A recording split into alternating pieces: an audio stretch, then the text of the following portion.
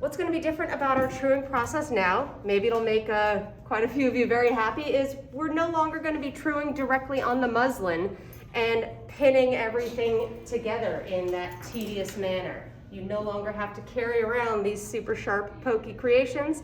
We're going to be truing directly onto dot paper to make an actual paper pattern instead. So the benefit of this is our truing is actually going to be even more precise and accurate than on fabric. On paper, we can get even sharper, crisper lines, more exact measurements. Plus, that's what makes it so that the design can also be replicated, because the pattern is then the template that can be laid down on fabric to cut out the garment, okay? So, to start our paper pattern, we actually kind of need to talk about the type of paper that we use for creating patterns on, and it is this right here. We commonly call it dot paper or pattern dot paper because it has all these little numbers and letters that we kind of treat them like dots, and they're in a 1-inch grid. And the paper is also nice because it's semi-translucent, so sometimes when we have to trace through a layer or two, the paper works like that. And an important thing we need to know about the paper, and the reason I have this piece of fabric layered on top, is even our dot paper has a grain to it, and it kind of coordinates with the same grains of the fabric. So as we transfer a muslin drape onto our paper, we need to make sure that the paper is even in the correct grain direction so that everything kind of copies over nicely, okay? So just a little review on our fabric grains here. This is a piece of muslin, and on this outer edge, this is a selvage. So that means on the other side is selvage. And imagine that it came off of your roll in this direction. So the direction of the fabric parallel to the selvage is our lengthwise grain. 90 degrees to that is crosswise grain, and any of our diagonals are the bias. So as we look at our dot paper underneath, I have it oriented in the exact same direction as it comes off of the roll, okay? So it was rolled up this way. This is one of the outer side edges of the paper, as is the one on the other side. So kind of think of these like the selvages of the paper as you're trying to locate the grain direction. And this one I have is from kind of an older roll. That's why it has this kind of signature blue strip here. I think the current stuff I have doesn't have the blue strip, but again, it's still the outer finished edges of the paper. And along one side, there's usually also these markings that indicate quarters of a yard. So that's also another quick way to count off lengths of the dot paper. Y is kind of like 0, and then from there, you'll see every 9 inches, there will be 1/4, half, 3/4, and then Y again. So if you count between the Ys, that's 1 yard. Or even if you count between the 1/4 marks, still a yard. So that's a good way if you ever need to kind of measure a certain length of the dot paper. And that means, as we look at it, the direction of the paper that is parallel to that outer edge, that's the lengthwise grain of the paper, and this direction is the crosswise grain. But aside from seeing that outer edge and knowing that that means that's our lengthwise grain, there's another way to tell, because let's say, for example, you don't have this outer edge. Maybe you just have a scrap of paper lying around, it's just a section that was cut out of the middle. How can you tell which grain from which? You can tell the grains by looking at the numbers running along each of the rows in both directions. And basically, the direction in which the numbers are the same in any row. See right here, they're 2, 2, 2, 2, 2, with little plus signs in between, 3, 3, 3, 3, 3, 4, 4, 4. That is the lengthwise grain, okay? So the lengthwise grain direction is the same direction where the numbers are the same in any particular row. But if I run this way in my crosswise grain direction, you'll see that the numbers change. They go 1, 2, 3, 4, 5, 1, 2, 3, 4, 5, okay? If the numbers are different in a row, crosswise. Same in a row, lengthwise grain. So as we transfer our drape onto the dot paper, we need to make sure that our fabric is in the correct direction on the paper. And as we turn this into a pattern, we even add an extra indicator on each pattern piece called a grain line, which is a marking on a pattern piece that will tell you what direction that needs to sit on the fabric when it's cut to make the final garment. All right, so all of these things are just to keep the direction of the fabric consistent from the first stage of the process through to the end. All right, so that's a little overview on the grains of the paper. Now what we're going to be doing today, I've cut a section of paper off of the roll, okay? That is, I think I cut it about 30 inches long. So you could go to the roll, measure 30 inches down one side, and just cut it all the way across. You won't need the whole width. You're gonna need about another, 30, 32 inches wide. But once you have your paper cut, as well as for the future, if you're ever wondering how big do I need to cut my paper, just imagine that it needs to be large enough to fit all of your fabric pieces on it with everything in the correct direction. So as I lay out everything here, here's my front bodice, here's my back bodice, front midriff, back midriff. All of their fold lines, like our center front fold, center back fold, those should all be in the lengthwise grain direction on the paper. So I can't take this one and be like, all right, I'm gonna place it in this direction or this direction, okay? When we draped it, those fold lines are where we draw our grain line for center front. That means that line that we call the grain line on the fabric needs to be in the lengthwise grain direction on the paper as you transfer your marks, which is what we're gonna be doing next, okay? So here I am as I lay everything out. I have plenty of space around all of the pieces, and I like to do everything laid out in the same form as when I'm showing you how to make the markings. This is everything for the right side of the body, from the center front to the side seam to the center back. And I just want to be sure that I have like 2 inches of excess on either side of my center front and center back lines, and then enough height to fit all of the fabric pieces. Okay. So to transfer our markings, we want to start by marking our dot paper the same way we marked our fabric pieces before we even draped with them. So over here on this far side of the paper, I'm going to draw a line that's going to be like my center front line for both of these pieces. They can share a line. And again, I want to come in about 2 inches from the edge of the paper. And this line that we draw has to follow the numbered grid perfectly. So to do this, you want to be sure that your line is going exactly through the center of one of the rows of numbers. And it's kind of easy to do that if you look at the little plus signs that are alternated between the numbers. I can just match my ruler up with the center of each of the plus signs. And I want to draw a nice straight line coming all the way up. See, it's right in the middle of that row of numbers in the lengthwise grain direction of the paper. Okay, so that will ultimately be matched up here. And this will be here. And now I'm going to do the same thing over on the other side of the paper for my center back. So still leaving the same about 2 inches of excess from the edge of your paper. I want to draw a line that's right up the center of this row of numbers. Right in the middle of the plus signs. This is my center back grain line.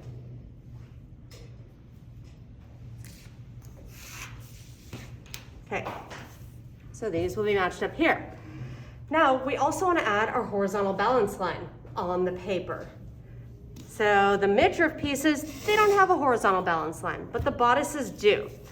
And there's different ways to do this. You could, I could say, oh, that's the upper edge of my fabric where it was torn. See, I didn't cut all that excess away. And then still do the same measurement down that we marked on the fabric, which is 12 inches down from the top, and square it over. Or if you're a little short on paper and you're not going to need all this excess up here, it can be moved up higher, and then you could just look at where it begins on your fabric and square over from that point, okay? So I'm just going to keep with that same measurements from the fabric. So I'm going to come to this area right where my horizontal balance line should be for the bodice. And I know, okay, I'm going to draw a line that's 12 inches down from the top of the paper and squared to my center front. But I don't need to draw it all the way across to the other side because this is where my back bodice is going to go. So I can just kind of stop, midway. And now for the back bodice, this was 7 inches down and squared across.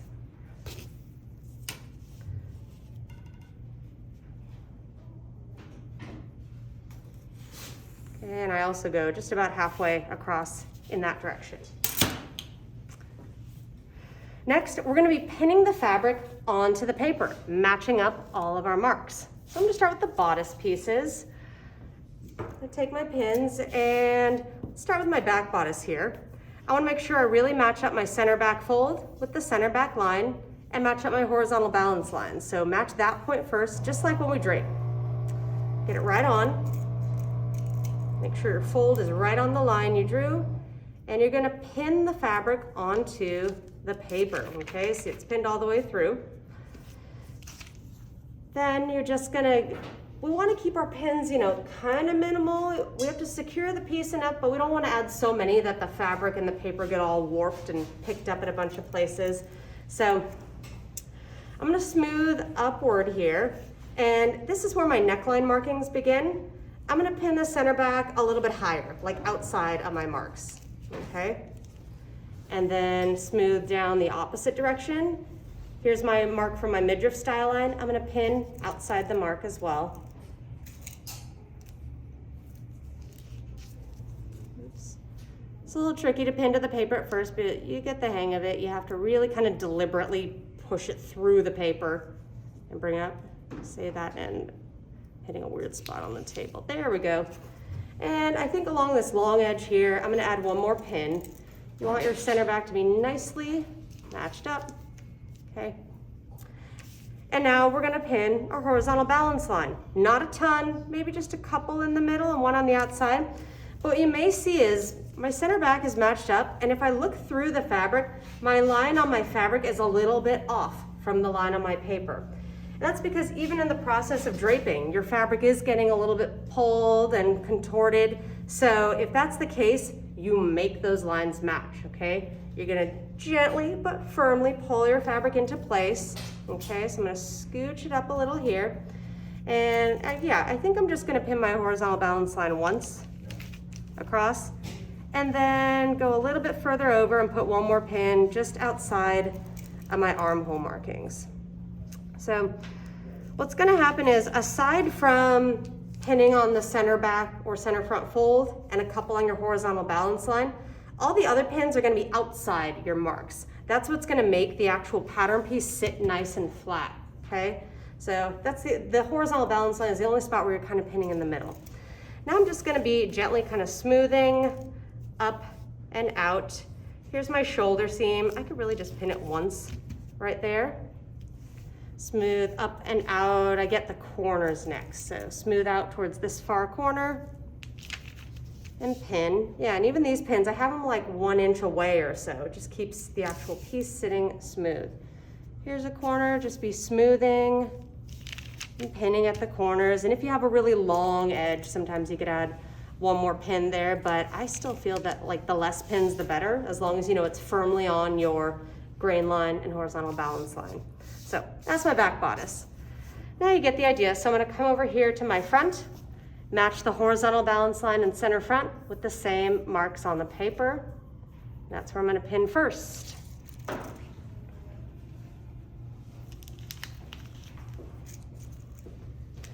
Okay, and then I'll come down to my lowest mark, pin the center front a little bit outside of it, and then here's my highest mark, pin a little bit outside of it.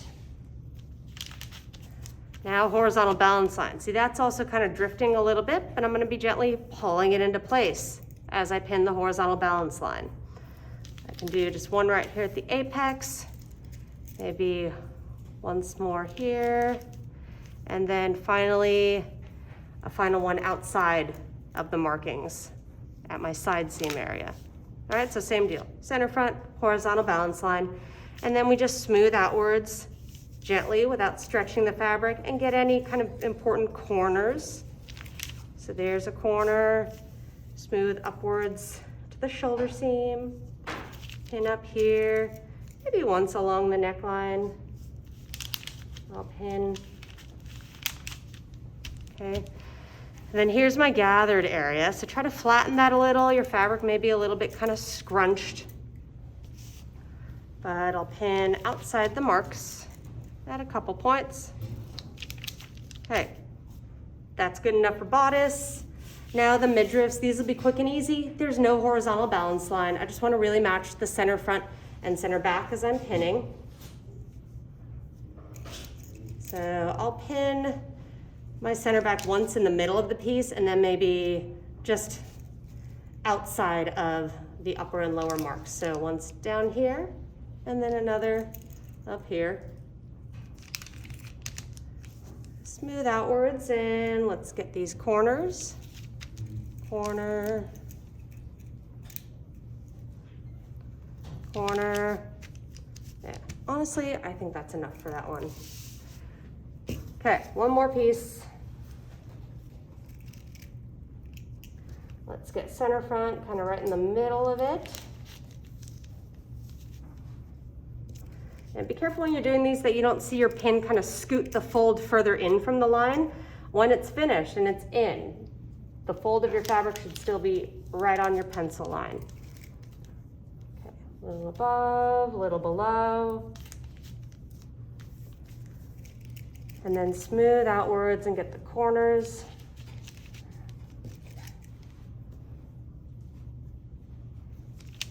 Okay, so that's pretty good. All my fabric's pinned in place.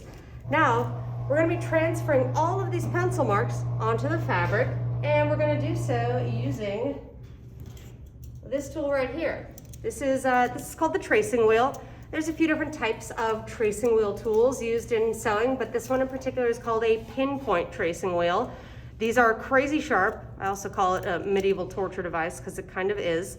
But what this does is it'll allow us to kind of poke holes through our fabric and into the paper below.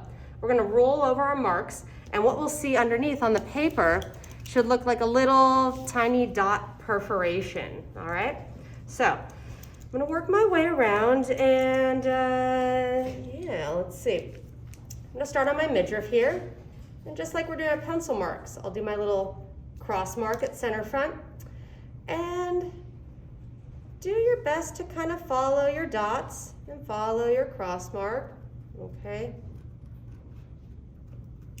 All the way over to here. Side seam, anything that is gonna be a totally straight line, like a side seam or a shoulder seam, you don't have to trace the whole thing. You can just trace a little of the top and a little of the bottom, okay? And then we'll draw a line to connect it in between. And now come from this side, okay? And honestly, it's actually good to even lift your tracing wheel up every once in a while, especially when you're doing any of these curves. It's okay if you almost kind of have like short dashed line sections. Sometimes, especially on like an armhole, if you try to do one big roll that follows the whole curve, it's gonna go off track. So it's almost better to make like little short dashy marks. Okay, did I get that one? I forget. All right, I think I got around the whole outer edge. Now I wanna come back to all of my little cross marks and make sure I get those. So getting the little vertical bar of each of these. Those are for my gathers, and that was my princess line. All right, that's it for back midriff. Now we'll do the front, same way. So really get the corners good, but then in between, you could just kind of do little dashes over the dots. Kind of gives you more room to perfect your truing later if there isn't like a big, long, wobbly tracing wheel mark. But always get corners and where something crosses a seam line. Here's my side seam. I just need the beginning and end. Waistline, small little spurts. And center front, and then boom, boom, boom, all my little cross marks. Princess line, gather, control notches, okay? Now, bodice, okay, so let's start on back bodice over here. Same idea. Cross, and then on the neckline, we'll just get a couple little sections. Shoulder seam, I only need the beginning and end because that also is a straight line. And the armhole, yeah, armhole, it's better if you just kind of do it in small little sections and not try to maneuver the whole curve.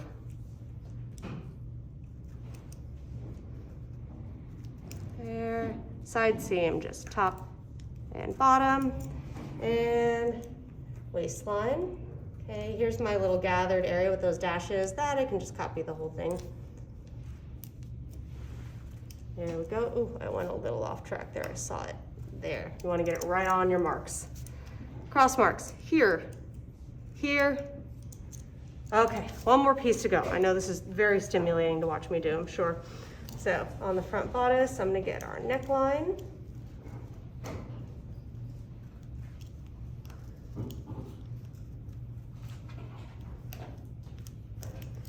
Shoulder seam. Another reason it's good to lift up the tracing wheel too is sometimes you may see it start to push the fabric forward a little bit. Then you'll definitely want to pick it up and bring it back down again so it kind of releases any fabric if it's moving unevenly. Okay.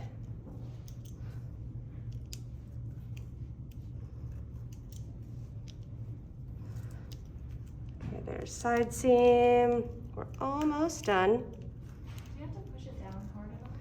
Not that hard. I'm just aggressive with all of my pattern tools.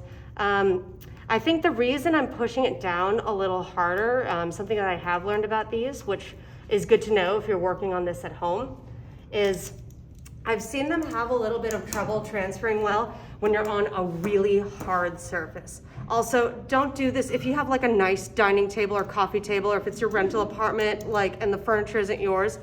Don't use this directly on the table. It will leave marks everywhere, okay?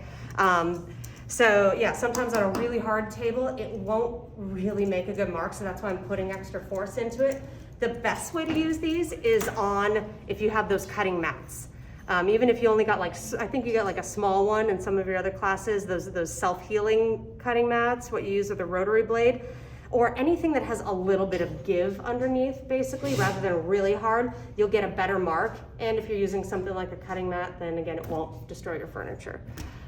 So yeah, when I'm using a cutting mat, you get like a really, rogue hair tie, you get like a really nice mark. But sometimes on really hard tables, you'll go over all of it and look and be like, it didn't leave anything. So as you start, before you go through all of it, I do recommend checking a small area and then pulling your fabric up and seeing, am I leaving dots that I can see? If not, then it could be as simple as just changing the surface that you're doing this on. And even if you don't have a cutting mat, what I found to even be helpful is get a couple extra layers of paper. Even if you just have a couple layers of the dot paper underneath. You know how when you're even writing with a ballpoint pen, if you have one sheet of paper on a hard table, it's not that great, but if you could put a couple pieces underneath for cushioning, you get a better writing line. It's like that. Okay, so I did that. My last things, I gotta get the cross marks on there, and last but not least, my apex marking. Now, granted, in this particular pattern, we don't actually need the apex a lot, but it's just a habit you always want to get into. Like, when in doubt, do mark the apex. You're never going to regret having the apex marked, even if your pattern doesn't require you to see where it is. Okay, now that we've got everything marked, we can unpin.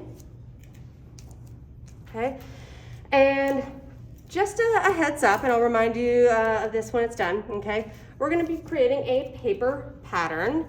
It'll be cut out, it'll be labeled, it'll be notched, and you're ultimately going to be using the tool we called the rabbit punch. Punch a hole and turn it in on a pattern hook like this. But don't throw away your muslin drape pieces. You are going to need to turn those in with your pattern as well. So after you unpin everything, just kind of layer the 4 pieces and hold them together with a pin and have your name on the top. It's part of your assignment that I just kind of like to see your work and see this process. Plus, it's a really good habit to get into if you are then draping other things not related to class projects. You don't want to just get too excited to throw away your muslin drapes, because a pattern is rarely perfect the first time around, and if you have to go back and make any corrections or see where did I go wrong, you'll want to still have that muslin on hand. So never get rid of them until it's all over, you know? Kind of like don't throw away the packing materials from some IKEA furniture until you're sure it's all come together and you're not missing any pieces. Okay, like it all right, so there's, nope.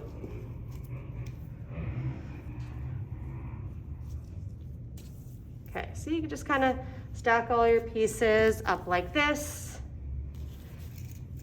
And then, you know, pin them together. You're going to need to turn this in with your pattern, okay? All right, So at this point, it may be hard for all of you to see anything on my paper, but there are tiny little dotted marks left behind. They're like itty bitty holes. So what I like to go and do first before we start directly truing is go in with your pencil and just lightly sketch exactly where you see the dots. Even if they're little dashy parts, lightly but accurately sketch out the shape of everything in pencil, okay? So I'm gonna do this.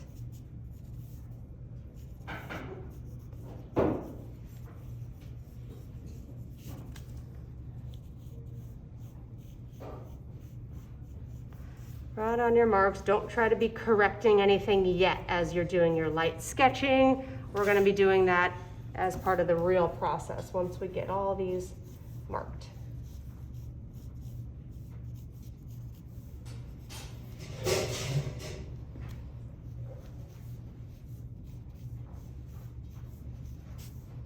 There's a cross mark here, here. Okay, so those are all my fronts.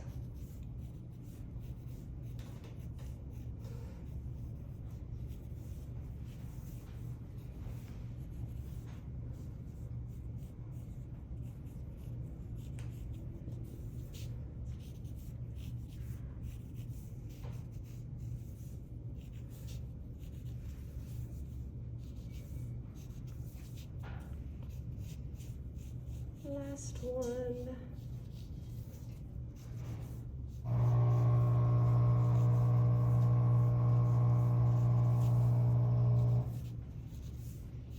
Okay, I think I got everything. Okay, so after you've transferred all of your marks, now is when the actual truing begins. And from here on out, it's actually going to be really similar to what we've done so far. We're doing a very similar process, but directly on paper. So, first thing that I always like to do is come to my center back and center front lines and square any of the seam lines that come into them. Anything that should be a rounded shape, like the neckline or the waistline if you don't want a point. But some of you built a point into your designs, like if you have a V-neck or if you made your midriff seam pointed. So any of those you do not square, okay? So I have a V-neck point right here at the center front. I'm not gonna square that mark. Same thing here, I have a V point on my midriff seam for both the bodice and the actual midriff panel, okay? Those I'm not squaring. I want those to be an angle when they hit to give me the pointed shape. But on my back, all of these, my neckline and my midriff, I want those to be smooth curves, so I will square them. Okay, so here at the neckline, just want to make sure the first portion is 90 degrees. I did for a longer square there because I have a boat neck and I want it to be flat for a ways before it curves upward. Okay, so I'm just doing these right where I see my dot marks, but everything is just getting corrected and perfected along the way. Okay, so that's my waistline, midriff seam, midriff neckline. Next, we're gonna do our side seams, okay? Just like on bodice, we wanna draw the side seams and compare the lengths of them to see that they're the same, shape the seams that pass over them, all that good stuff. But here's the fun part. Our side seam is broken up into two sections this time. We have a midriff side seam and we have a bodice side seam. So I'm gonna start by drawing all of them in place, okay? Just gonna kind of darken my marks. Just drawing a straight line, connecting my marks at the beginning and end. There's the midriff side seams, bodice, bodice. Yes, you're gonna see your front bodice side seam looks like a crazy angle because you have this big curve underneath for the gathers, all right? Now, since we've drawn that in, we can actually even go ahead and add our seam allowance to all of them and kind of cut along those lines, okay? So I'm gonna come to each one and give 1/2 inch seam allowance.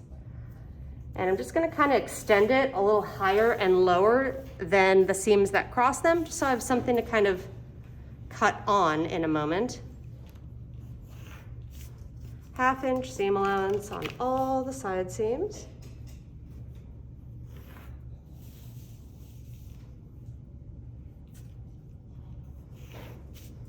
Okay. Now, to cut on those, but without like cutting around everything yet, because we're not ready for that, I'm gonna start by just kind of roughly cutting the 4 pieces apart. So right here, I can just kind of chop through to separate my front pieces from my back. And then right across here, just make sure you're leaving enough room at either seam line to add your seam allowances. So it'll try to kind of be right in the middle of the dead space as we separate.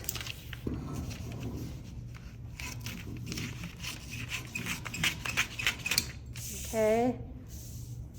All right, so now I'm gonna come to each of them and I'm gonna cut exactly on my seam allowance line.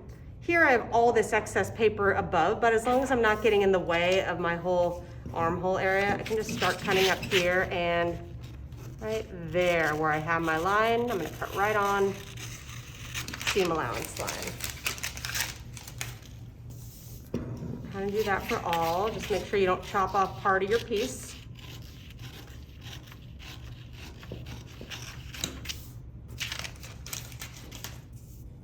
There's the bodice and midriff.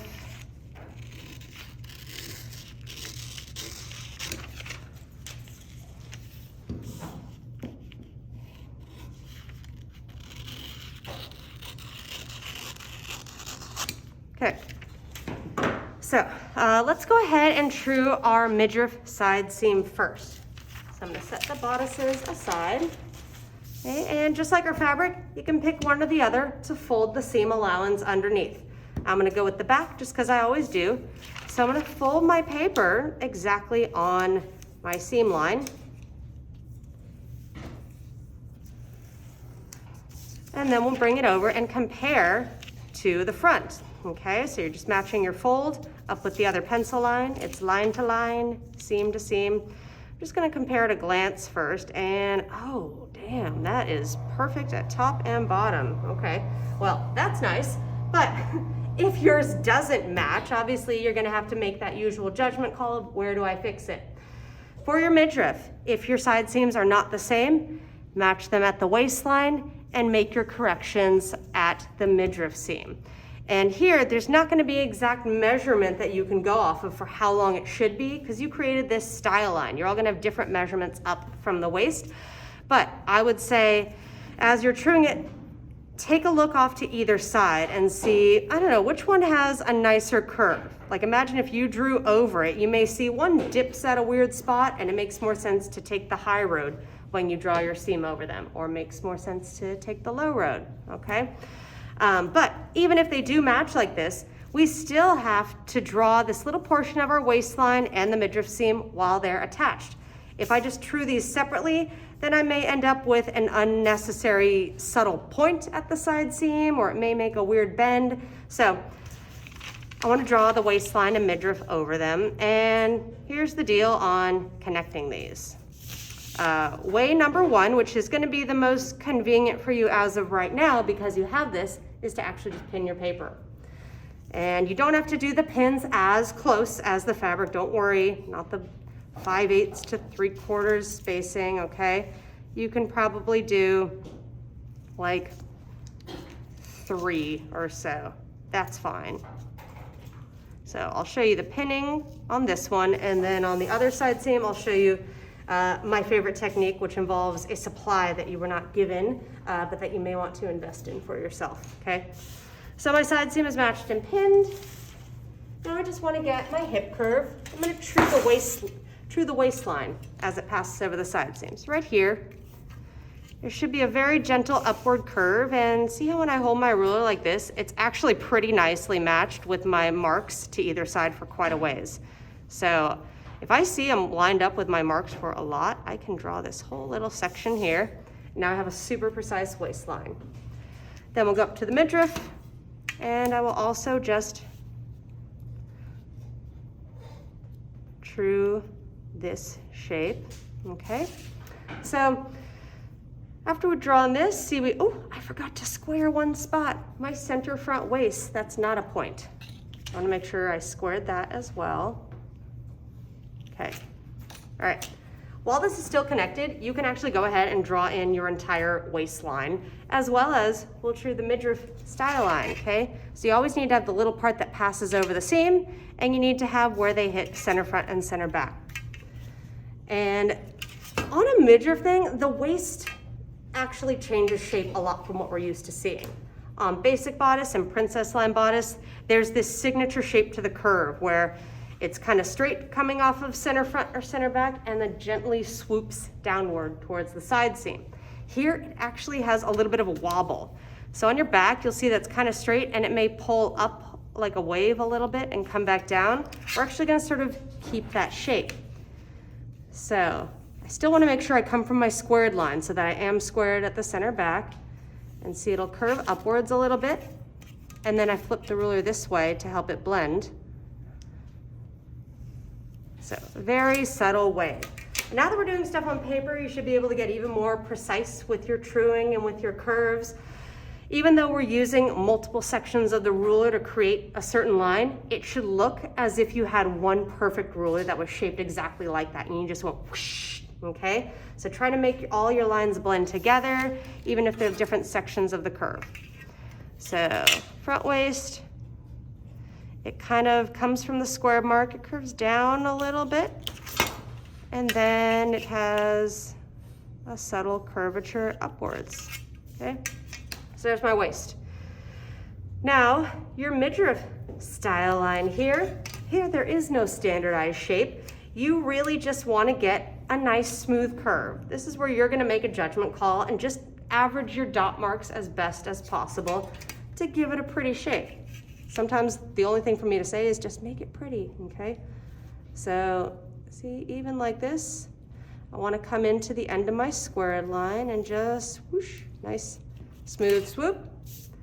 Goes past the side seam nicely, and just gonna curve it upwards towards the center front. There, easy, right? Okay. So, we still have all these little cross marks from our gathers. Don't worry, we have not forgotten about them, but we're not gonna come to them yet in this part. We're gonna go ahead and add our seam allowance to the midriff pieces. It's already on the side seam. We're gonna add 1/2 inch to our waistline and 1/2 inch to the midriff seam up above, okay? And you can even do that while they're still attached. So follow the shape.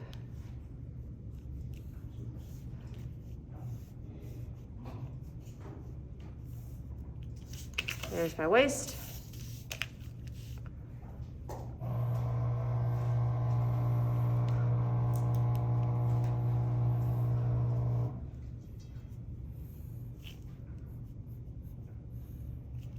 And there's midriff.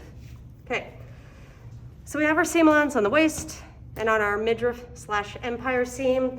What are we gonna do at the center front and center back, okay? As you create this dress, or as you create any dress actually, let me dial it back to that. Any garment that you make, one of the first things you need to know as a designer and already have the question answered is, where does my garment open up? How does someone get in and out of this? Where is my closure? Does it open on the front? Does it open on the back, the side? Anywhere you're gonna have a zipper or a closure, there's gonna need to be a seam there. So we are going to make our dress so that it has a closure on the back.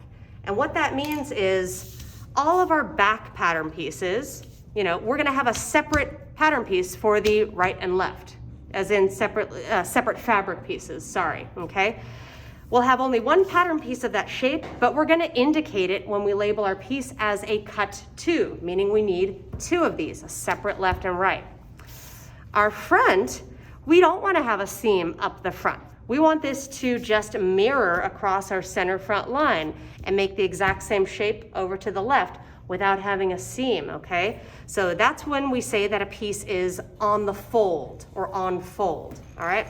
So here's how we kind of indicate those things on our pattern. Coming to our center back seam right here, we're gonna add 1 inch of seam allowance, and that's basically the standard seam allowance for adding a zipper.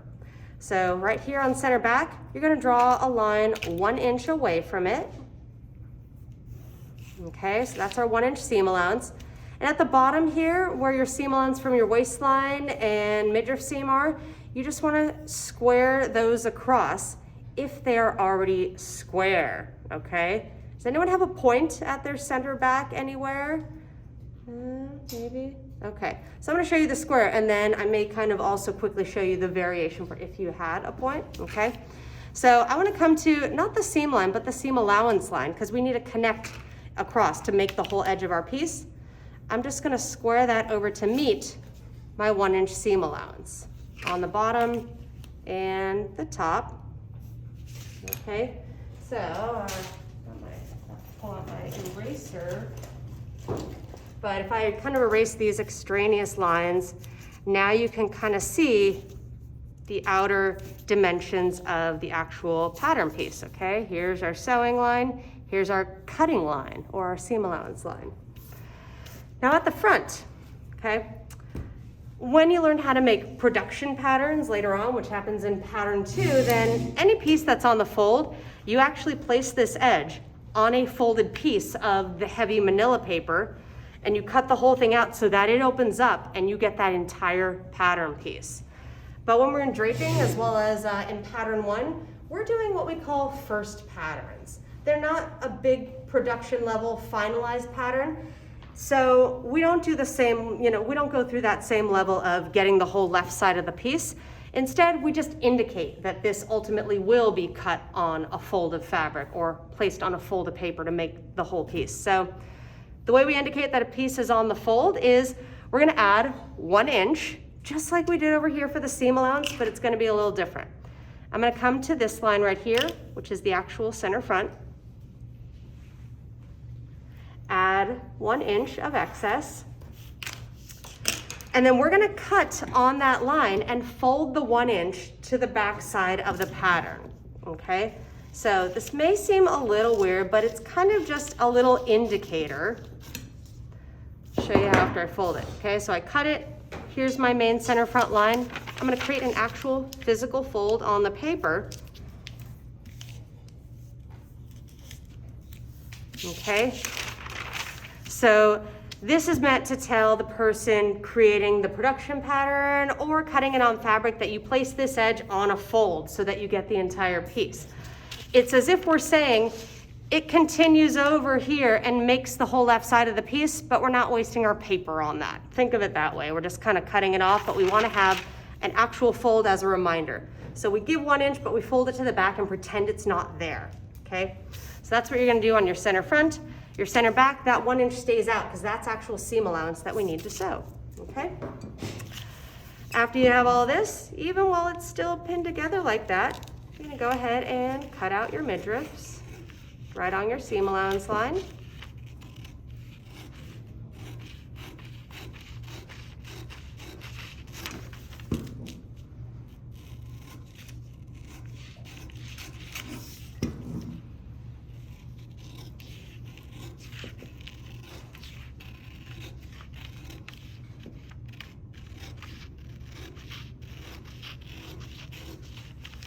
And we just cut through that fold underneath.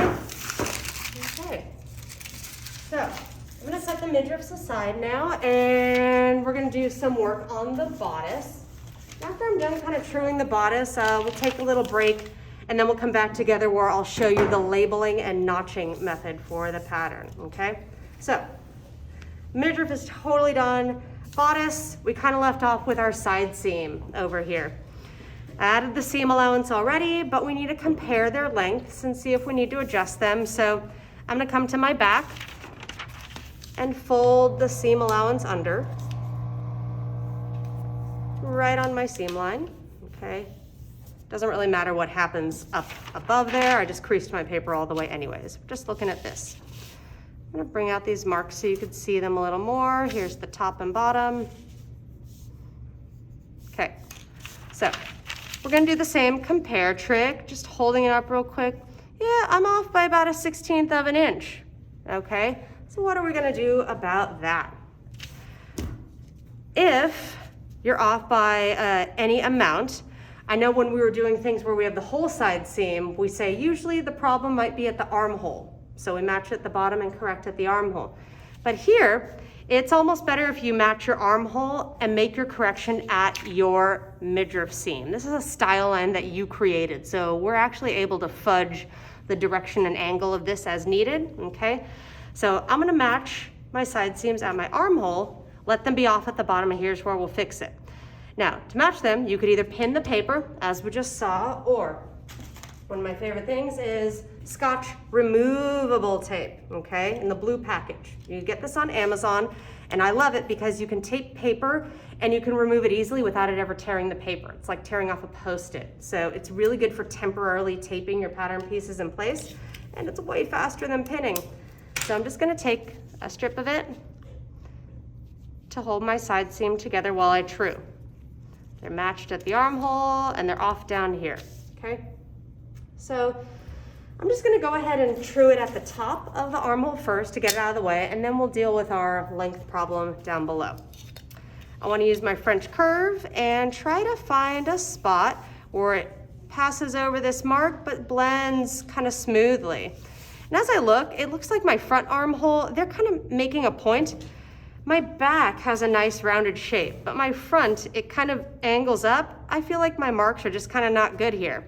So at a certain point, you kind of make judgment calls on like what makes sense for this curve, because there's no spot on my French curve that will follow these marks. I'm gonna need to come a little bit lower than them for the sake of having a nice shape. So that's gonna kind of be what I'm doing here. I wanna find a spot like this, where I'm still passing over that same spot at the side seam, but see, I'm dodging these marks because it would angle upwards weirdly, okay?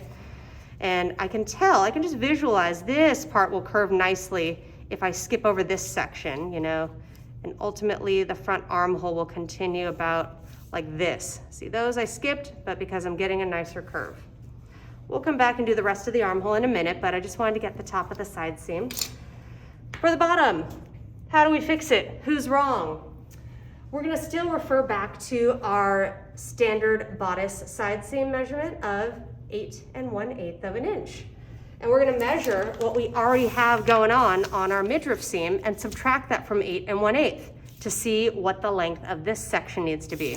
Because these will ultimately get pieced together and add up to 8 1/8, right? So let's measure my midriff. And when I'm measuring these seam lines, all of these numbers, you'll hear me use the term finished measurements or finished numbers. So that means it does not include the seam allowance. We want the measurement of the sewn seam, which is the measurements of the actual garment on that seam when it's finished. So I'm only measuring between my pencil lines here. Okay, I'm getting 3 5/8 for my side seam measurement. So I need to subtract that from 8 1/8 to know how long this one should be and then make my correction. So let me see what that would be. Okay. See, anyone want to math faster than me? 8 1/8 minus 3 5/8. Oh, this is terrible. Okay, a 1/2 inch. We'll make it 4 1/8. It's 4 1/2, I think. Pretty sure. Okay, so this should be 4 1/2 inches. Let's see, do either of my marks that are slightly off at the bottom, will either of those go to, whoa, I'm quite a ways off there. I'm off by like a whole 1/8 of an inch. Interesting. So, let's see, was my math correct? Yeah, it is. All right. So since I'm choosing to keep this measurement at the armhole, it looks like to be my correct measurement, I need to make the whole thing like basically 1/8 of an inch longer. So here's my 4 1/2 inch measurement. Down here, I'm gonna mark it, okay? So I'm gonna be correcting my midriff seam to hit this mark now. My dots should stay on track, but then I wanna smoothly transition into that little mark as we true that line, okay? So once you made your adjustment, now we're gonna true the midriff seam, which this is also just like a, let's have an artistic moment and make it a pretty curve kind of thing, aside from knowing that I need to pass that spot at the side seam. So right here, I'm gonna follow my dots from my squared mark, and what you'll see both on the back and the front, your area between your cross marks for your gathers, it should have a little bit of a downward curve. It's a little more subtle on the back and it's real big on the front. So don't true across this area with a straight line. You need that little bit of swoop downwards for the gathers to have room to kind of breathe. So here, there's my curve. And now it kind of waves back in the opposite direction. And as I follow this, now I think I'm gonna be ready to try to hit that mark at the side seam as I pass it. So I'm actually going about like that. See here, I stayed on the dots and then I veered off from them to hit the mark. Now I'm gonna come in from the other side. Here's my front, okay? And as you're truing your front, this is where you had all those little folds you had to mark. So you may see your dashes and dots are a little Always err on the side of, basically take the low road in your marks. Don't wanna come up too high. It's like with our princess line bodice when I said it's always safer to true a little bit outside of the marks than inside. So if you have any weird little steps, just do what you can to have a smooth, rounded curve that kind of hits up the outermost marks. See, because I went a little high with my dots there, I'm ignoring those ones. They're not invited to the party. So just gonna go like that. Okay, and then here my curve kind of changes direction.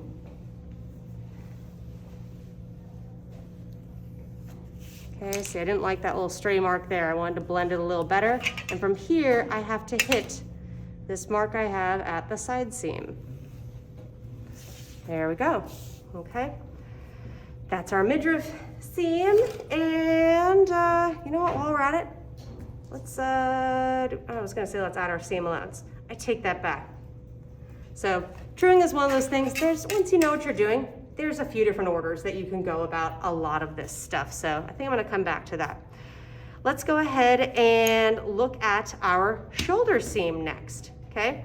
So here's our shoulder seams. We're gonna need to match them up and compare their lengths. So I want to unpin, or in this case, untape my side seam.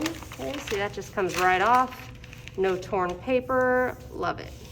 Okay, there I think it actually just tore in the middle, but you get the idea. Okay, so here's my shoulder seams. Just draw a straight line from end to connect to your little cross marks. And this shoulder seam is a really easy one to fix if they don't match. It's a lot easier than doing it when you have the darts and the princess lines and we're comparing to the measurements on the dress form. So let's first draw them in and let's see. Shoulder seam, here's where the ends are. Shoulder seam. Here's my ends, okay? And I'm gonna go ahead and add my 1/2 inch seam allowance and cut the paper away. So 1/2, 1/2,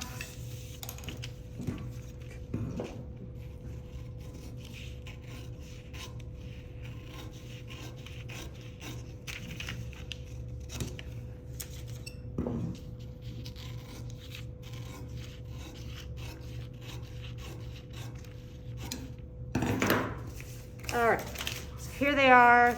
This one's my back, so I'm gonna fold the seam allowance underneath so that I can compare it to the front.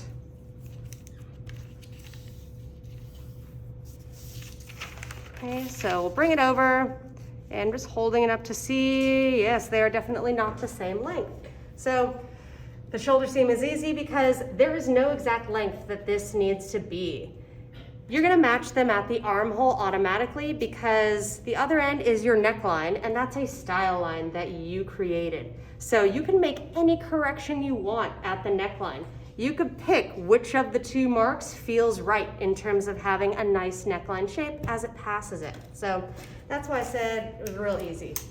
So I'm gonna tape them in place, matching them at the armhole and letting the mismatch be at the neckline end, just like this. Okay, I'm gonna first come to where my armhole passes the shoulder seam. They're matched there, but I want to true a nice smooth curve. I could get a good portion with my hip curve ruler like that. There we go. Smooth, follows my dots. Now at the neckline, see they're off by more than 1/8, maybe even almost 1/4. So which of them do I wanna take? I don't know. let's see, if I followed my shape of my front neckline, does it make more sense to add and come out here?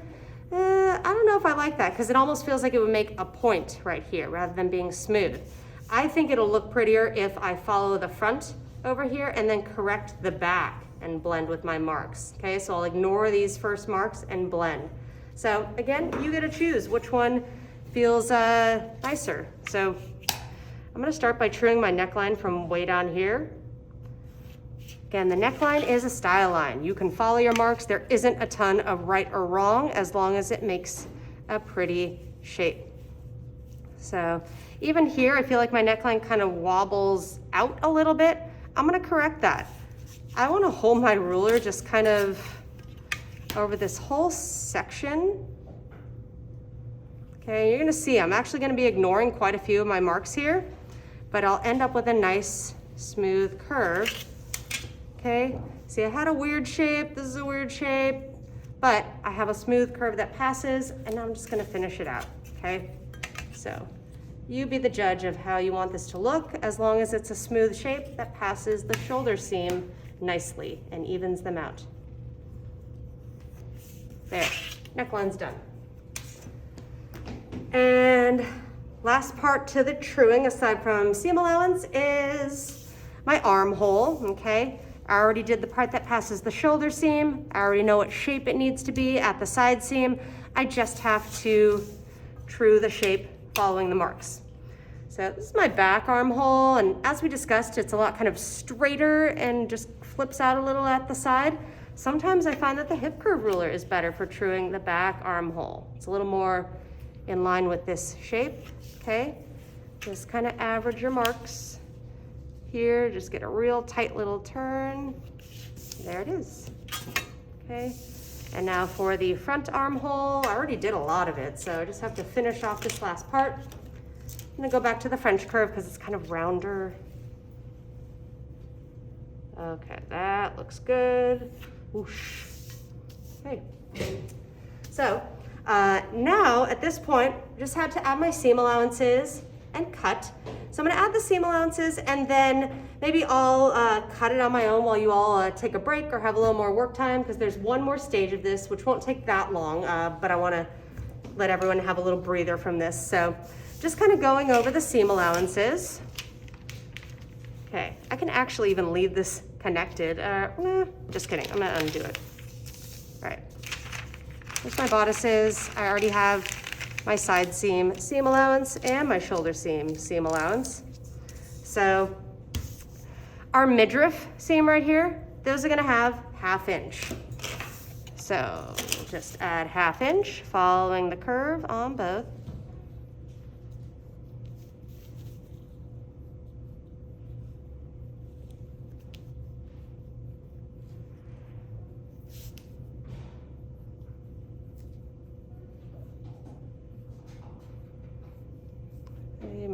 Coming around that curve, be sure to move your ruler frequently. Lots of little pivots to follow the shape. There. And back, this is the same midriff seam, so it will also get 1/2 inch. Follow your wobbly shape. Okay. Now, looking at our center front and center back areas, we're gonna treat them the same way we did on our midriff, okay? Because these are gonna be connected. So this is your center back seam. As it continues down, we're gonna give 1 inch seam allowance to the back bodice.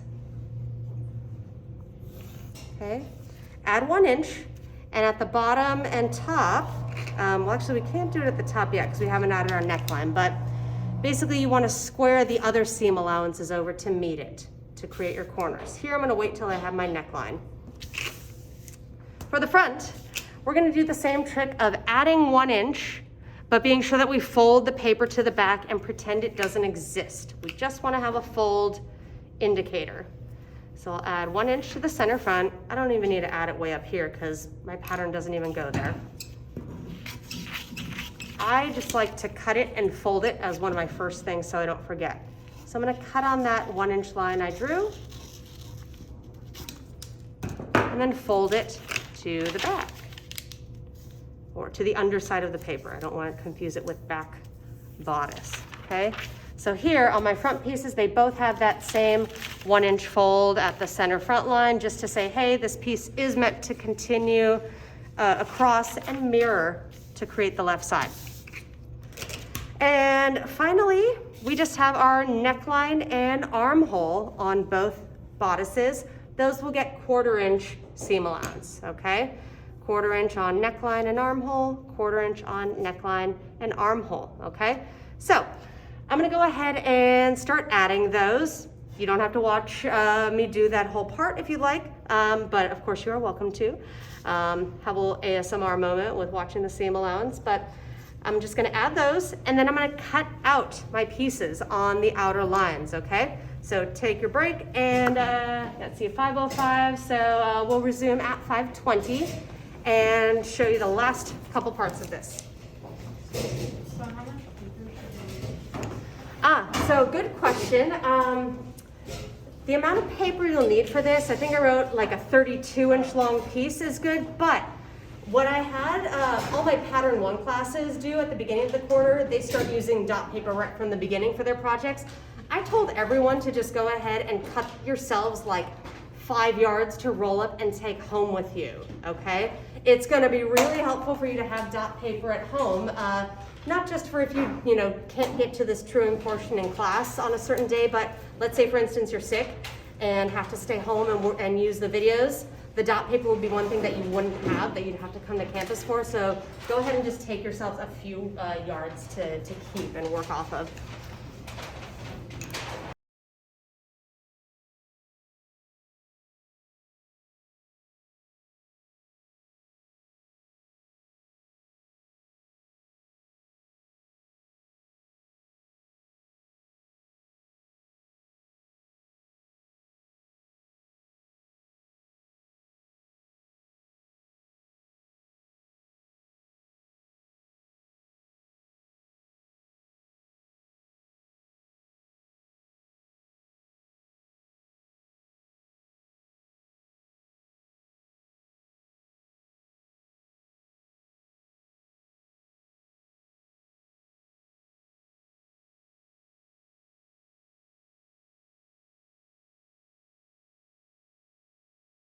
So at this stage, after our seam allowance is on and everything is cut out, we need to create notches on our pattern, okay? So notches, we've already used them a little bit in industry sewing, okay? You had your pattern and there was little kind of dash marks on the edge of the pattern pieces where you had to make a little clip in the fabric.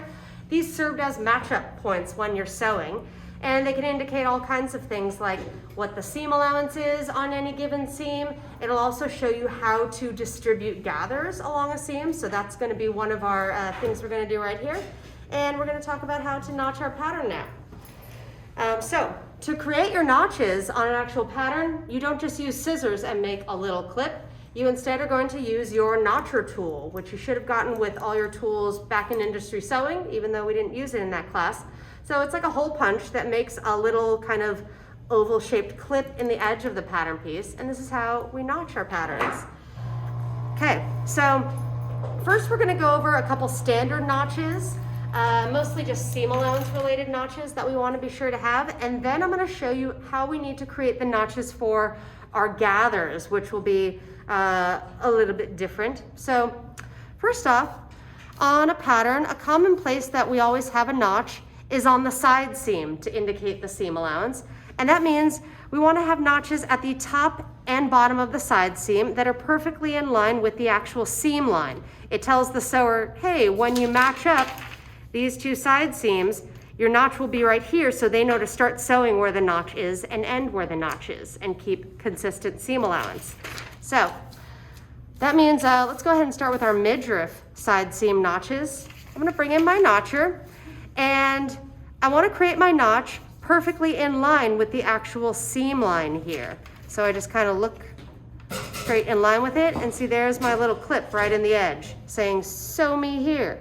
And then you're going to come from the opposite end of the side seam and notch it as well, okay? So it's two notches facing each other on the side seam.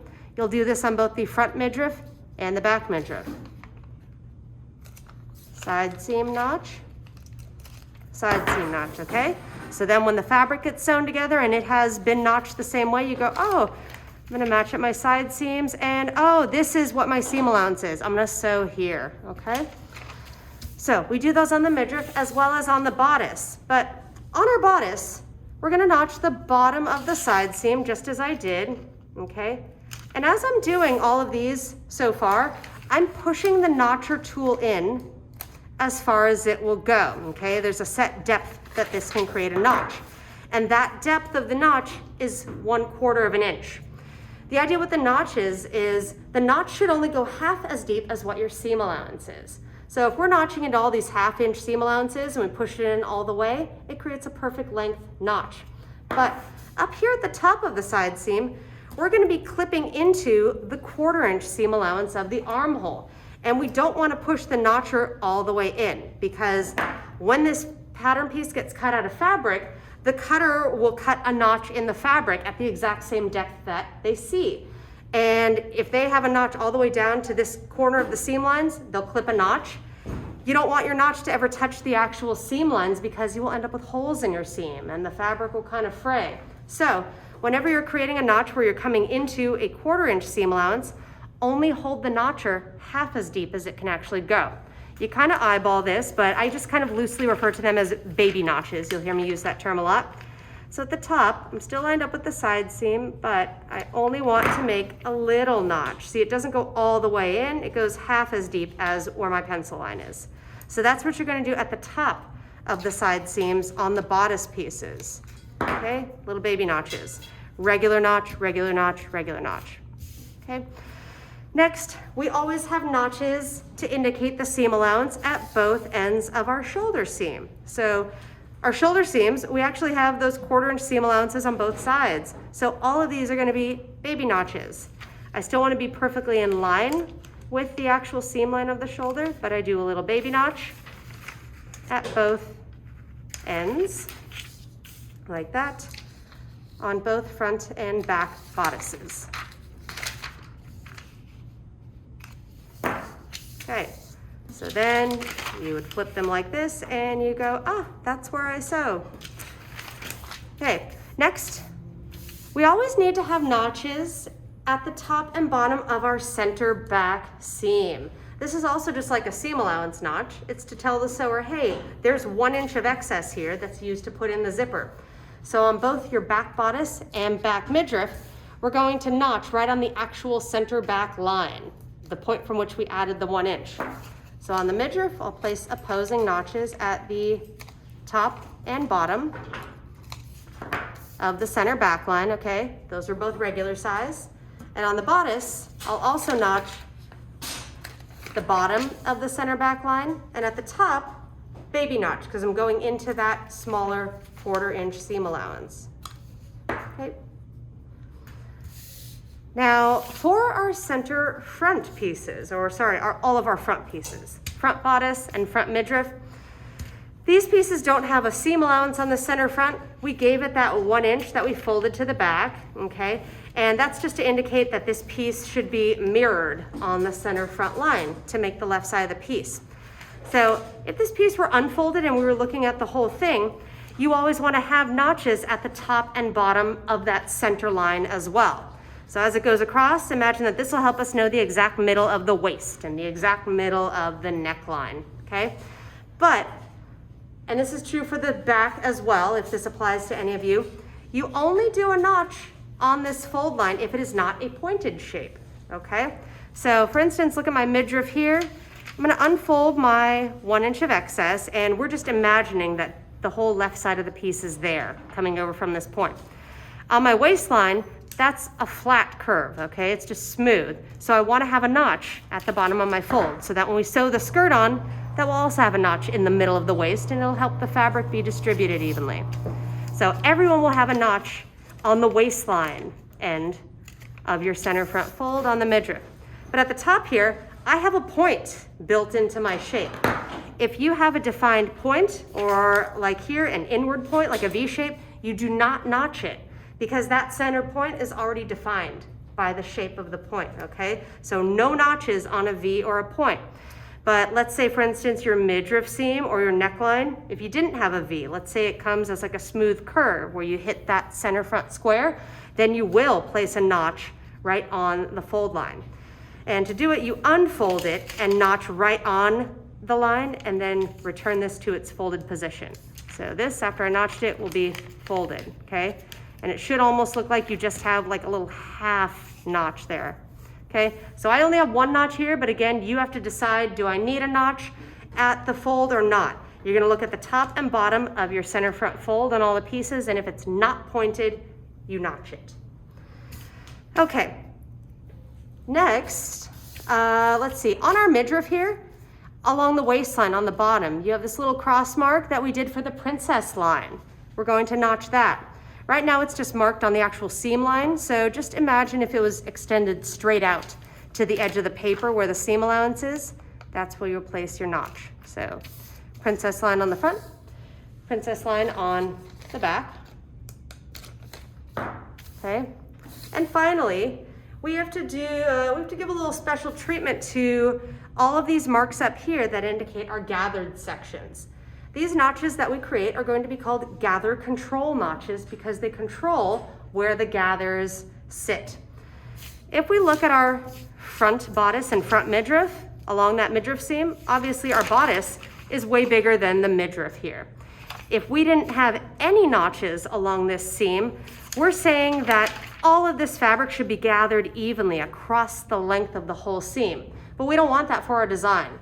We only have a small section of gathers, and on the sides of that, we want no gathers, okay? So here's what we're gonna do. First, let's see, I'll look at the front first, even though we're gonna be doing the same thing for the front and the back. I wanna come to my midriff, and where I have my little cross marks, I'm gonna darken them, okay? Just kind of really bring them out so we can see. And now we're gonna do something called walking a seam. For this, you're gonna use your awl. Normally we use this to poke the little drill holes into our pattern pieces, but we use this for another use here just because it has a very sharp tip. So to walk our seam, what that means is we're gonna be matching up the seam lines of these pieces and kind of following the shape. It's as if we're kind of sewing them together in a way to compare their lengths. And we have to do this whenever we have a curve. Like for our side seam, we don't have to walk anything. We just go, and they're matched up. On our bodice here, these are very different shapes. So this is when you walk a seam. So what's gonna happen is, I'm gonna match my bodice to my midriff right at the center front, and we're doing this on the actual seam line, your pencil line, not the edge of the paper. Imagine this is the point where they're sewn together. So see how I overlap them, and I'm matching them right at the line, okay? And what I wanna do, actually it's gonna help if I unfold this so we can see through the paper. I'm still only working from that point. There we go. I matched right from here, and as I look through the translucency of the paper, see how the seam lines are not in the same spot. I'm gonna put my awl right at that starting point, and then just kind of pivot the pattern to match up a next small section of the lines, okay? So they're matched until right about here, and then they kind of start to separate again. So now I'm gonna move the awl forward a little bit, and then gently pivot the next little section. And you keep moving the awl forward bit by bit as you align your pencil lines. So this is walking it, okay? Now when I get up to the point right here where I can see my notch marking highlighted underneath, I can see that the notch placement on the midriff is a little bit different than where I transfer my mark on my bodice. They're off by 1/8 of an inch or so. Yours may be as well. We want to correct them to be in the exact same spot, okay? So I'm gonna look through the paper where I see my midriff mark, and this is why we darkened it, so we could see it through. And I'm going to instead have my bodice be marked at that same spot. And I'm gonna disregard the original mark, okay? So this is my new notch. I'm saying, now as I look at it here, that the seams are the exact same length from here to here and here to here. That's what we want, because this is our ungathered section. We want them the same length. So right here, I'm gonna erase my kind of original transfer mark, and that's gonna be my actual notch placement. Now we're gonna do the exact same thing coming in from the other side, from the side seam. So I want to match up, draw that here, the exact corner of the beginning of my midriff seam at the side seam on both. I'll match them up with my bodice on top. Put my awl right on the corners of them, and I'm looking through the paper, and let's see. So here they're matched until about this point, so I move the awl forward. And then I give it another little tilt, walk it forward, okay, just up until I get to the point where I see my other notch marked underneath. They're very close on this one, but still off by maybe a 1/16 of an inch. So I'm just gonna look at where the mark is on the midriff and really clearly mark it in the same spot on the bodice, okay? So as we look at our pattern pieces here, again, the idea is that from the side seam, they're the exact same length to this notch, and from the center front, they're the exact same length to this notch. But the distance in the middle of the notches is gonna be very different, because this is where your notches will get matched up when you sew, and all of that excess becomes the gathers, just in that one location, okay? So after you have all those little marks, then you're just gonna take your notcher and kind of extend them straight out to the edge of the seam allowance, and that's where you'll actually clip your notches. So on the bodice as well. Okay. When it's on a curve, you almost kind of imagine that you're squaring out from the line. See how I follow that angle outwards? Okay, so there's my gather control notches on the front.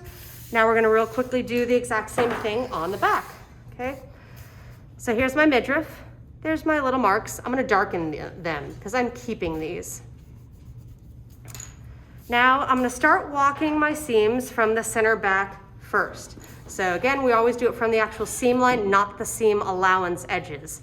The measurements kind of change and get a little weird if you use seam allowance edges when you're walking things. So I matched right from this point. And move my awl forward. I'm gonna walk it until, wow, I may have even like marked one of the wrong pins in one spot, because it seems like my marks are way off, but this will actually still work out, okay? Way up here is where I see my notch marked on my midriff. That's where I'm gonna mark it on the bodice and disregard the old mark. Okay, now I'm gonna do the same thing coming in from the side seam. Match up these two corners here, okay?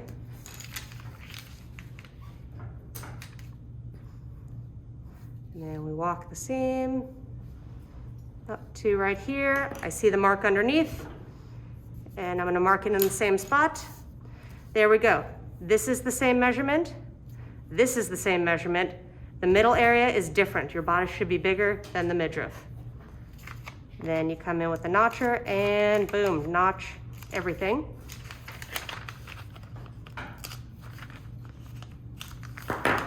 Okay, so that's all of our notches. And last thing we need to do is talk about labeling our pattern, okay? So fold these to the back. All right, so far we've been doing all of our work in pencil. You should only be using pencil for all of your working marks while you draft. No drafting in pen. But when it's time to label, you do use pen. So the best is if you have one of the black felt tip pens. Do they give you these with your stuff? No? Okay. So if you don't have the black felt tip pens, then a black ballpoint pen will be fine as well. But usually these are really nice, so you'll see me using them often. Just must be black pen. We're gonna start by drawing a grain line on all the pieces, and that's just to indicate what direction this actually needs to sit on the fabric grain when it's cut. And other pattern pieces, there's some odd angles in establishing the grain line placement, but on all these, it's really easy. All of your grain lines will be drawn exactly 1 inch away from the center front and center back lines. And we draw a grain line as a long double-ended arrow, okay? So I'm gonna come to my front midriff here, and I'm coming in from the fold. Remember, I still have that extra folded underneath. The fold is my center front, so I'm gonna measure 1 inch away. And I just like to keep my grain line kind of inside the actual seam line. I don't draw it through to the seam allowance. Double-ended arrow, that's my grain line. Same thing on front bodice. 1 inch inward from your center front fold. Draw a grain line, nice and long, but not cutting into your seam allowances. And on back, same thing. But on back, we have that 1 inch of seam allowance. So when I say we draw it 1 inch in from center back line, This line is the actual center back. This is what sits on the center of the back of the body when it's sewn. So you come 1 inch in from that point. And grain line. Same thing on back bodice, 1 inch in from the center back line.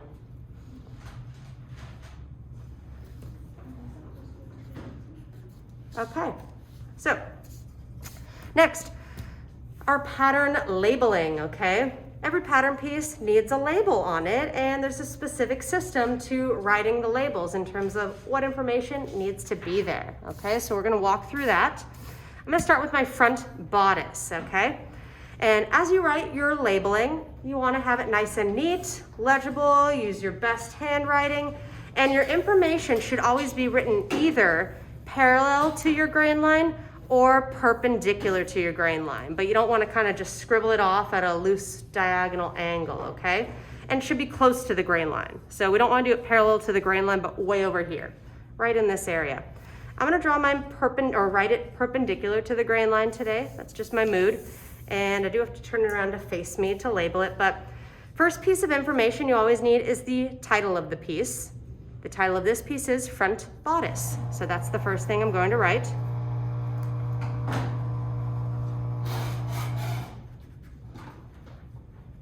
Okay. Next piece of information is the size of this pattern. What size body or dress form is it made to fit? Everything we're doing right now, as well as through most of your pattern classes at FIT'em, is on a size 8. So your next line will say size 8. Then the next piece of information is the cut number, as in how many pieces of fabric do you ultimately need to cut from this pattern piece. Our front bodice, as well as our front midriff, we are saying those are cut 1. The idea is this will be mirrored over to create the left, but we only need 1 complete front bodice. There's not a seam in the middle. So I will write cut 1. And you'll see that I put the circles around my numbers. Sometimes there's debate on this. I've heard some instructors say that the circle itself around the number means the word cut, and so you don't have to write cut and have the circle. But I've seen so many variations of this, and this is one of those things where different pattern makers, different teachers will have slight variations that they all claim is right.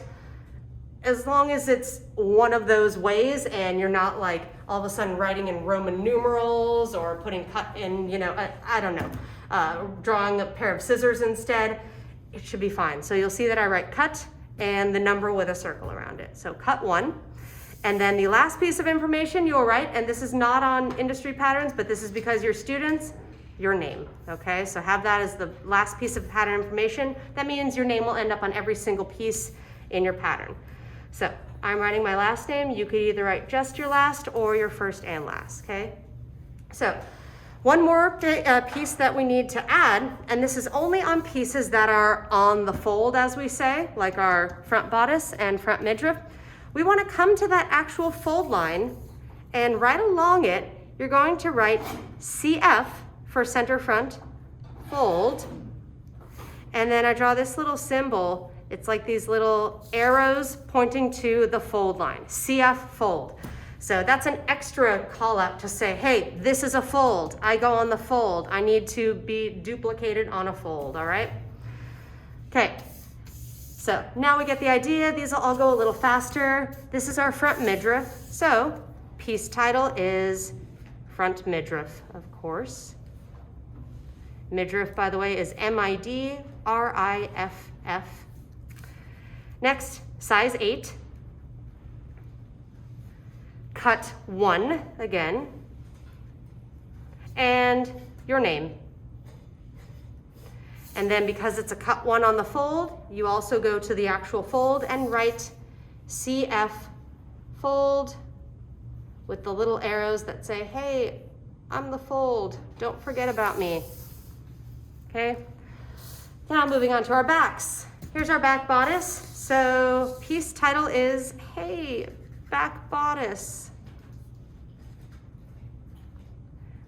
Size 8. Back bodice as well as the back midriff will be cut 2. They are not on the fold. We want a separate left and right pattern piece. So you write cut 2, 1, 2. and your name. Last but not least, we have back midriff.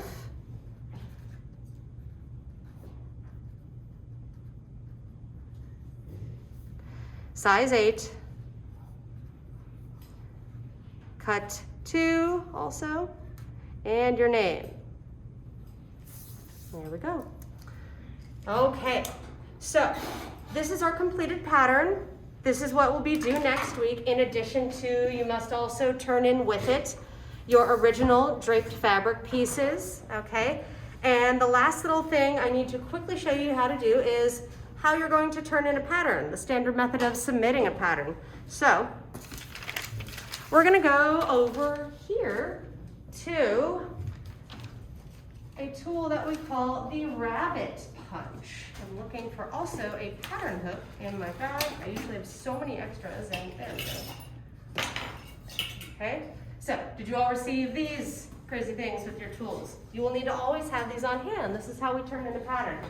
So I'm gonna go to the back of the room here because at the end of each of these tables is a rabbit punch, okay?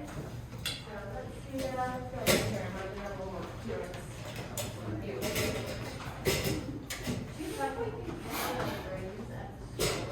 The pattern, yeah, they definitely have to use that at the store, yeah. Okay, so rabbit punch. It gets its name because when you look at it from the side, it kind of looks like a rabbit with its little bunny ears, okay? And we use this to punch a big hole that we can hang our patterns on. And there is a specific placement, or like a default placement that we use for punching pattern pieces. It's not just kind of wherever we want. So I'm going to show you that placement on your bodice pieces first because they're large. These we may have to make a judgment call. So the usual rule is you want to punch your piece at the bottom of it. So see, it's hanging upside down. And you want to punch it kind of in the middle so it'll hang nicely. You don't punch at a corner where it's diagonal. Okay, so kind of in the center of the bottom. And there's a specific depth. It's supposed to be punched in from the edge. The standard measurement is 2 inches from the edge. But what you do is actually, you take a look at the rabbit punch, and this bar right here, that's kind of a stopper. And if you put the edge of your pattern piece right up to it, rather than going all the way deep, it'll punch it at the correct depth. I say this, but here's the deal. If you look at both of these punches, that bar is set at totally different measurements. So just know it's supposed to be 2 inches. You're going to get anywhere between 1.5 inches and 2.5. But as long as you go to the bar, you're not putting it all the way in. So I'm going to take this one and right about the middle of the bottom, so my paper's right at the edge, and punch. Okay, here's my front bodice. We're going to go in the bottom of it, kind of towards the middle. Sometimes I do like a hang check, like how does it kind of hang sort of straight. So right in the middle of this gathered area looks good. Punch. And your midriffs, this is where we're going to kind of break the rules on doing it in the middle of the bottom. That will leave it hanging this way, but ultimately the goal is to kind of have your pieces hanging like vertically as much as possible. Because imagine that when they're hanging on a rack like this, you want them kind of long and tight. We don't want big horizontal pieces sticking out from the edge. So for these, we're actually going to punch more near the side seam. See how that puts them a little more vertically? Don't ever punch through your pattern information. Okay, so that's why we're coming into this area on the side here. Yeah. And then same thing with back midriff. I'm going to come over here to the side seam area, right about in the middle of it. Punch. Okay. And then you'll take all of them, grab your pattern hook, take the little T-bar, put it through the hole. There you go. Okay? I will not accept any patterns not on a pattern hook. So just know that for future. And this is what you'll be turning in next week with the draped fabric pieces. And you'll do your sketch, you'll do your quiz 1, and you'll come with your fabric ready to drape for circle skirt, okay?